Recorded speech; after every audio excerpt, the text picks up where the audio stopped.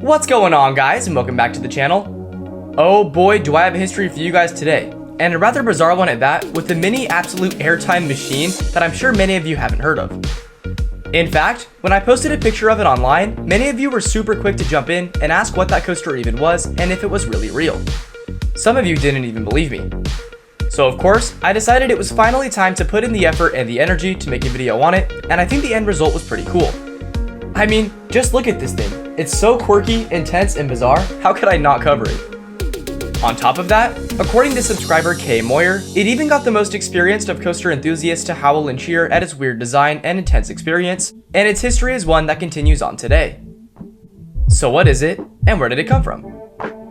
This is the story of Boblo Island's Sky Streak.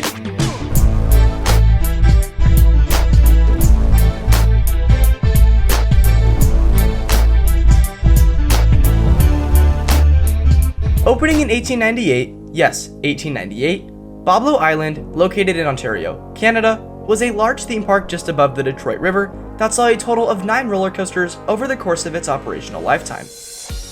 The park had a small railroad that was used to transport visitors around the island and was in part financed by Henry Ford himself, with the addition of the second largest dance hall in the world. Also renowned for its many large ships carrying well over 2,000 passengers, its story in the amusement world is a long but nonetheless interesting one, starting with the first rides in 1910. These rides still remain unknown to this day, but the first marked one was installed in 1920, known as the Whip, and from there, many new attractions were installed in the following seasons. This trend would continue until 1949, when the park was threatened with bankruptcy, and long story short, the mayor at the time wanted the island to be designated as a national park.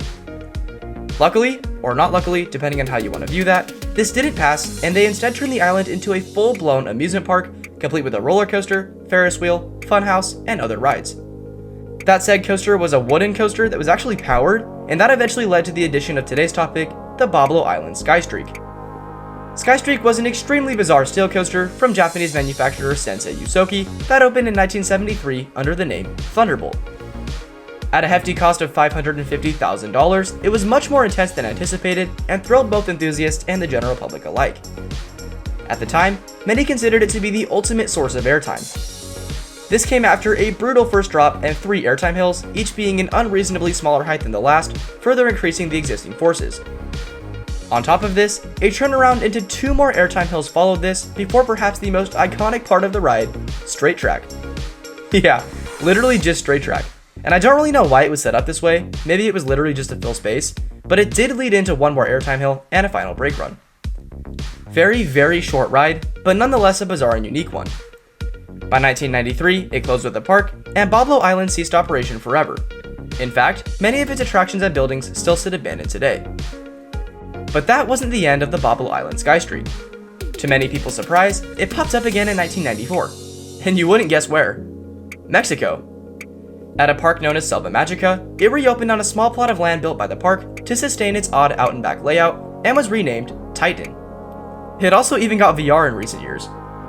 Though it isn't always open, it does still operate from time to time and can be seen occasionally visited by enthusiasts willing to wait and get the credit. So all that said, I'm a huge fan of the kind of airtime I think this thing has to offer, and I'd love to ride it myself one day.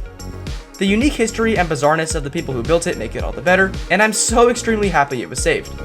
It seriously looks like one of the weirdest credits, and I think anyone who gets it seriously has bragging rights. So hopefully I can get out there one day. But of course, that's all I got for you guys today, so if you could please go ahead and like and subscribe, that would be much appreciated, especially if you want to see more videos on bizarre coasters like this, that would be very helpful. We work pretty hard to make these, so any support given is much appreciated.